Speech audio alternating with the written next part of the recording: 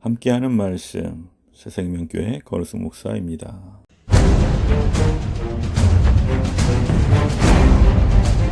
십사람이 기브아에 와서 사울에게 말하여 이르되 다윗이 광야 앞 하길라산에 숨지 아니하였나이까? 사울이 일어나 십광야에서 다윗을 찾으려고 이스라엘에서 택한 사람 3,000명과 함께 십광야로 내려가서 사울이 광야 앞 하길라산 길가에 진친이라.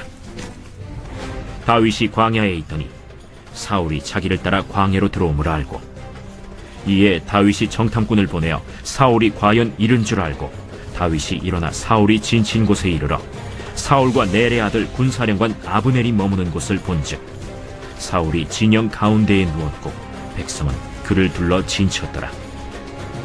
이에 다윗이 햇사람 아히멜렉과 스루야의 아들 요압의 아우 아비새에게 물어 이르되 누가 나와 더불어 진영에 내려가서 사울에게 이르겠느냐? 아비새가 이르되 내가 함께 가겠나이다.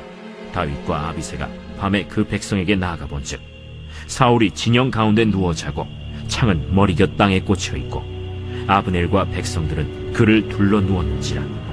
아비새가 다윗에게 이르되 하나님이 오늘 당신의 원수를 당신의 손에 넘기셨나이다. 그러므로 청하오니 내가 창으로 그를 찔러서 단번에 땅에 꽂게 하소서. 내가 그를 2번 찌를 것이 없으리이다. 죽이지 말라. 누구든지 손을 들어 여호와의 기름 부음 받은 자를 치면 죄가 없겠느냐? 여호와께서 살아계심을 두고 맹세하노니 여호와께서 그를 치시리니 혹은 죽을 날이 이르거나 또는 전장에 나가서 망하리라. 내가 손을 들어 여호와의 기름 부음 받은 자를 치는 것을 여호와께서 금하시나니 너는 그의 머리 곁에 있는 창과 물병만 가지고 가자. 다윗이 사울의 머리 곁에서 창과 물병을 가지고 떠나가되 아무도 보거나 눈치채지 못하고 깨어있는 사람도 없었으니 이는 여호와께서 그들을 깊이 잠들게 하셨으므로 그들이 다 잠들어 있었기 때문이었더라. 어떤 상황을 인식할 때 우리는 나름의 기준을 가지고 해석하는 과정을 거칩니다. 그 기준이 무엇이냐에 따라 동일한 상황에서도 전혀 다른 인식을 가질 수 있습니다. 다윗의 모습을 보면서 바람직한 해석의 기준을 살펴보겠습니다. 사울이 다윗을 잡기 위해 진치고 있었고 다윗은 그 사실을 알고 사울의 진영을 주목합니다. 그리고 밤에 아비새와 더불어 사울의 진영으로 들어갔습니다. 그런데 사울과 모든 병사가 아무도 알아차리지 못했는데 이는 하나님이 그들을 깊이 잠들게 하셨기 때문입니다. 아비새는 그러한 상황을 하나님이 다윗에게 사울을 죽일 기회를 주신 것으로 인식했습니다. 아비새는 하나님이 다윗에게 원수 갚을 기회를 주셨으므로 자신이 사울을 창으로 찔러 죽이겠다고 다윗에게 허락을 구합니다.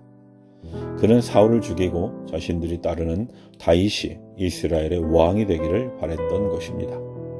아비새는 하나님이 베풀어 주신 절호의 기회를 놓치면 후회할 것이라고 확신했음이 분명합니다. 아비새의 이러한 상황 인식은 일반적이고 상식적입니다. 누구든지 그런 상황에 처하면 하나님이 원수 갚을 수 있는 기회를 주신 것으로 확신하고 원수를 갚는 것이 당연하다고 여길 것입니다. 그러나 상황에 대한 이러한 해석과 인식은 자기의 편리와 이익을 중심으로 하는 지극히 인간적인 판단에서 비롯됩니다. 그렇게 하면 당장은 편해질 수 있지만 다윗은 사울왕을 죽이고 혁명으로 왕위를 찬탈한 정통성에 하자가 있는 왕이 될 수밖에 없습니다.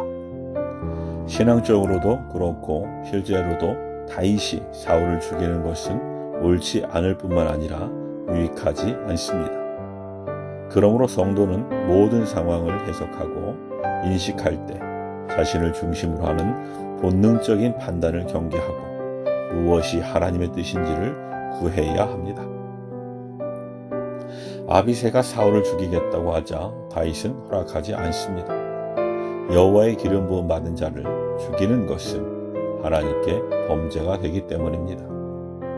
다윗은 하나님만이 사울을 쳐서 죽게 하실 권한이 있으므로 하나님이 그의 생명을 거두시거나 전쟁에서 죽음을 당하게 하실 것이라고 말합니다.